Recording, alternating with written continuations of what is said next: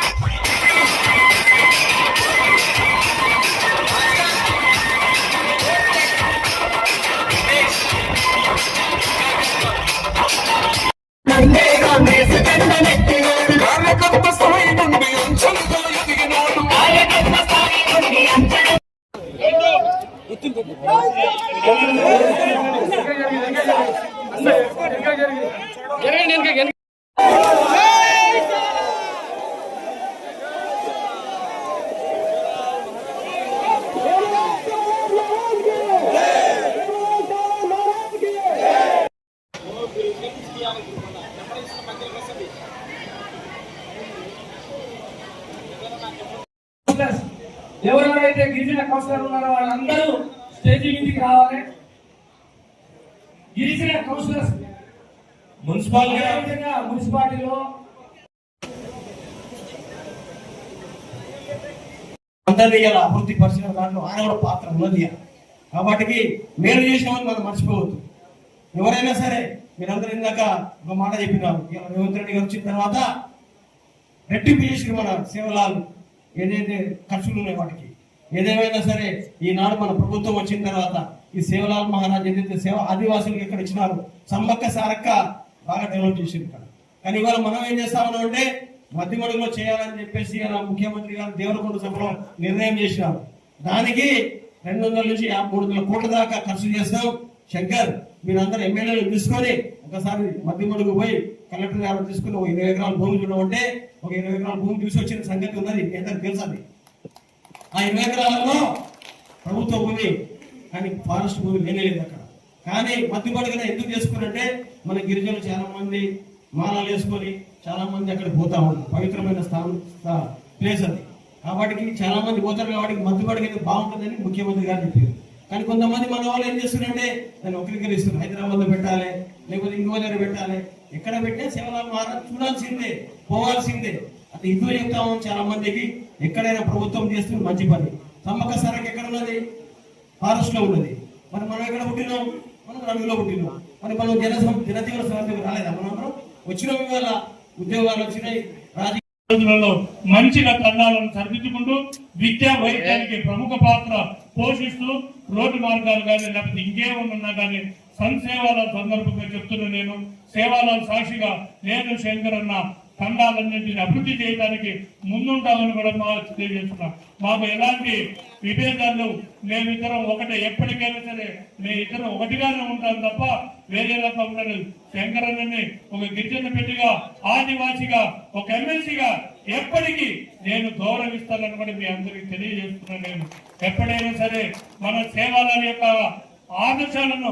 ఆదేశాలను శుభ్రంగా పాటిస్తూ మన గిరిజన తండాలని ఒక విద్యులుగా, ఒక వైద్యులుగా, ఒక విద్యావంతులుగా, ఒక ఆశయాన్ని చేయాలనే ఆలోచనతో ముందుకు వస్తున్నాం. కాబట్టి మీరు మమ్మల్ని గౌరవించండి. మిమ్మల్ని నెత్తిన పెట్టుకుని చూసే బాధ్యత మేము అందరం తీసుకుంటామని కూడా తెలియజేస్తున్నాను. నేను దయచేసి కూడా నేను అనుకుంటున్నా, రాబోయే రేపు మన ఉగాది కల్లా మంచి శుభవార్త ఎట్టి పరిస్థితులలో తెలియజేస్తానని కూడా మీ అందరికీ తెలుసు. అందరి కులాలని, అన్ని మతాలని సమానంగా చూసుకోవటం, సంక్షేమాల మార్గంలో నడవాలనే ఉద్దేశంతోనే నేను ఈ రోజు మీకు ఒక ప్రతిజ్ఞ చేస్తున్నా. రాబోయే ఉగాది కల్లా మన గిరిజన బిడ్డలు కూడా మంచి అవకాశం వచ్చే విధంగా చేస్తానని. నిన్న బీసీ బిడ్డకు వచ్చింది, రేపు గిరిజన బిడ్డకు వస్తుంది, మళ్ళా ఓసీ బిడ్డకు వస్తుంది. మళ్ళా అందరినీ కంపల్సరిగా కులాలు మతాలు అతీతంగా ఎవరైతే సేవలు ఎట్లా గౌరవిస్తున్నారో బిఎన్ఆర్ గారి శంకర్ అన్న కూడా కులాలు మతాలుగా గౌరవించి అందరినీ సమాంతరంగా పరిపాలించే విధంగా మీ ఇద్దరం జోడట్టుగా పనిచేస్తామని మీ అందరికీ తెలియజేస్తూ, నాకు ఈ అవకాశం ఇచ్చిన అందరికీ పేరున ధన్యవాదాలు తెలుపుతున్నా. జై సేవలాల్, జై